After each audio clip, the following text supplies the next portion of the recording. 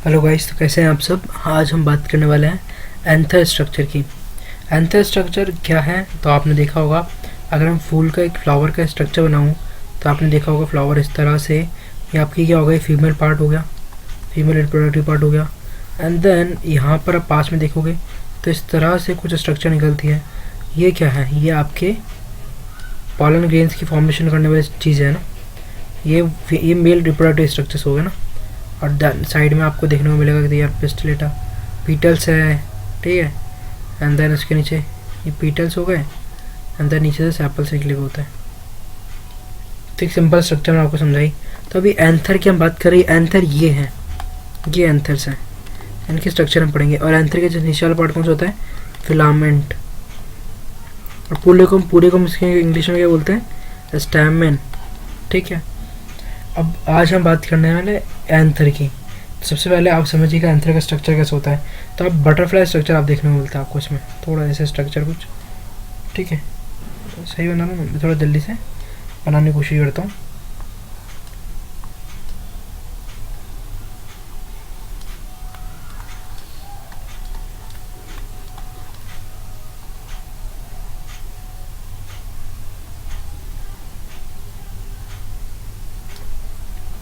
ठीक है, तो अब इसमें आपको लेयर तो बनानी पड़ेगी। मैं लेयर बनाने की कोशिश कर रहा हूँ क्योंकि जल्दी जल्दी से। तो एक तरह का एंथर के स्ट्रक्चर बनाने की कोशिश मैं कर रहा हूँ यहाँ पे, ठीक है। तो पहली चीज़ जो आपको यहाँ दिख रहा है, ये क्या है, ये आपके टेट्रास्पोरेंजिएट होता है।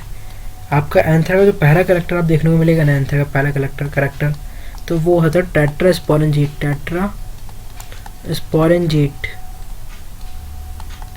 अभी टेट्रास्पोरेंजिएट का मतलब क्या होता है, देखो 3 माइक्रोस्पोरेंजिया आपको दिख रहा है, 1 2 3 4। बीच में एक टिश्यू होता है जो कि स्ट्राइल होता है, स्ट्राइल कनेक्टिव टिश्यू होता है। इसको हम क्या कहते हैं, इसको हम कहते हैं आपका कनेक्टिव टिश्यू को हम कहते हैं कनेक्टिव टिश्यू ही कहते हैं वैसे इसको। तो ये स्ट्राइल का कनेक्टिव टिश्यू होता है जो कि बहुत ज़्यादा इंपॉर्टेंट रोल निभाता है। ये स्ट्राइल होता है, इसका करेक्टर जो होता है स्ट्राइल होता है, ठीक है। और आपको दिख रहा है कि 4 माइक्रोस्पोरेंजिया से मिलकर बना हुआ होता है, ठीक है। इसके अलावा आप देखोगे, क्या देखोगे कि आपकी ये माइक्रोस्पोरेंजिया में आपको बहुत छोटे छोटे से क्या मिलने वाला है, पॉलन ग्रेन्स, ठीक है। अब ये जो बाहर वाली जो मतलब सबसे बाहर वाली जो लेयर होती है, इसको बोलते हैं एपिडर्मिस, ठीक है। इसके बाद में जो लेयर आती है सेकंड लेयर, वो होती है एंडोथीशियम। एंड जो अंदर वाली आती है उसको बोलते हैं मिडल लेयर। और जो सबसे अंदर जो होती है वो होती है जो जैसे इसके अंदर ही है ना, ये है टैपेटम। टैपेटम को आपने बहुत सुना होगा। टैपेटम न्यूट्रिटिव टिश्यू होता है जो कि न्यूट्रिशन देने का काम करता है माइक्रोस्पोरेंजिया के अंदर जो बैठे पॉलन ग्रेन्स है उनको, है ना। एज यू नो ये बहुत ज़्यादा इम्पॉर्टेंट है। तो ये स्पोरो जीन्स को वो कराने का क्या बोलते हैं, न्यूट्रिशन प्रोवाइड करने का काम कर रहा है। तो अब इसका हमने ऊपर से देखा, बाकी हम इसको थोड़ा सा अंदर से पढ़ते हैं एंथर स्ट्रक्चर्स को। देखो डायग्राम कैसे बनेगा, डायग्राम बिल्कुल सेम जो मैंने बनाया था वैसे ही डायग्राम बनेगा, पर इसके बाद एक एक पार्ट को समझते हुए चलेंगे।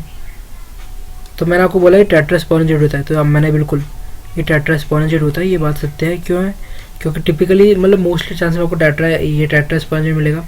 आपको ये 4 जो क्या बोलते हैं, ये इधर मिल रही है ना स्ट्रक्चर, लाइक ये 4 स्ट्रक्चर देखने को मिल रही है आपको।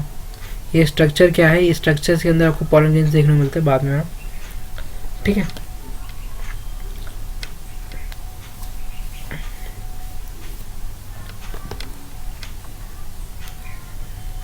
अब ये टेट्रास्पोरेंजिएट हमने समझ लिया। इसके बाद आपको बीच में एक छोटी सी सेल और दिखेगी, इसको बोलते हैं कनेक्टिव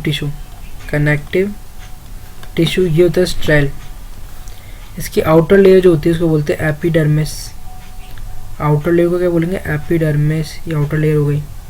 इसके अलावा एक लेयर होती है जो कि आपकी एक और होती है एंडोथीशियम लेयर, ठीक है। एंडोथीशियम वाइट वाली मान लीजिए, आपके ऊपर वाली तो हो गई एपिडर्मिस, ये होगी एंडोथीशियम, ये आपकी होगी मिडल लेयर। देखिए मैं बना रहा हूँ मिडल लेयर भी ग्रीन कलर से। अब मैं आपको ये बनाऊँगा टैपेटम।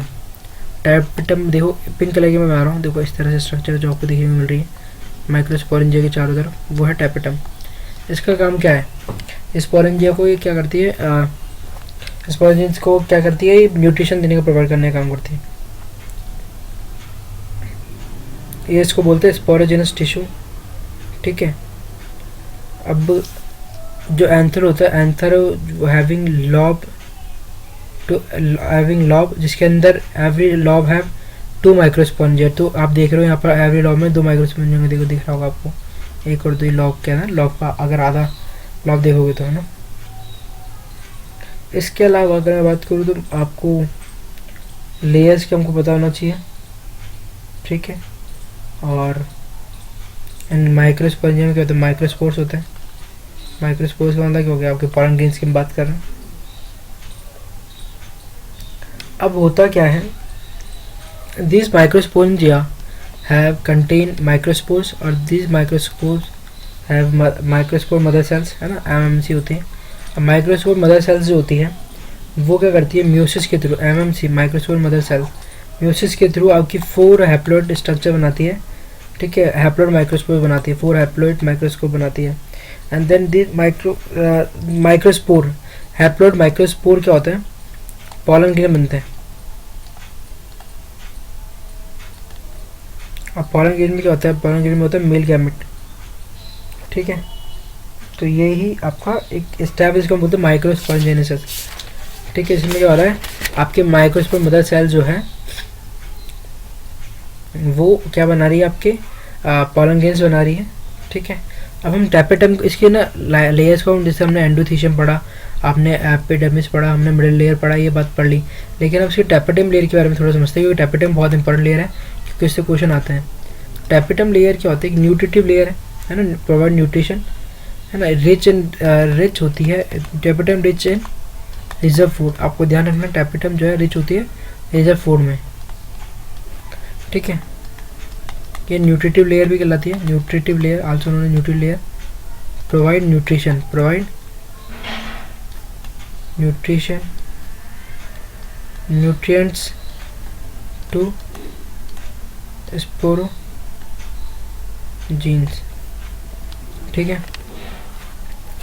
ये सिंगल लेयर से बनी होती है, single layer with dense protoplasm, dense होता है। अब क्या करती है, एब्जॉर्ब करती है food from middle layer and provide nutrition to the microspore mother sales.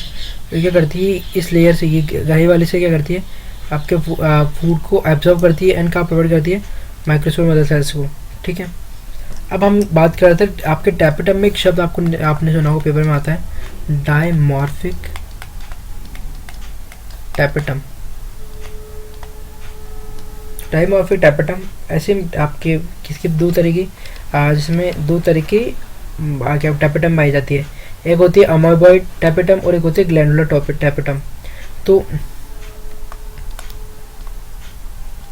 अमोबॉइड tapetum जो है उसमें क्या होता है, उसको बोलते हैं पेरी प्लाज्मोडियल टैपेटम।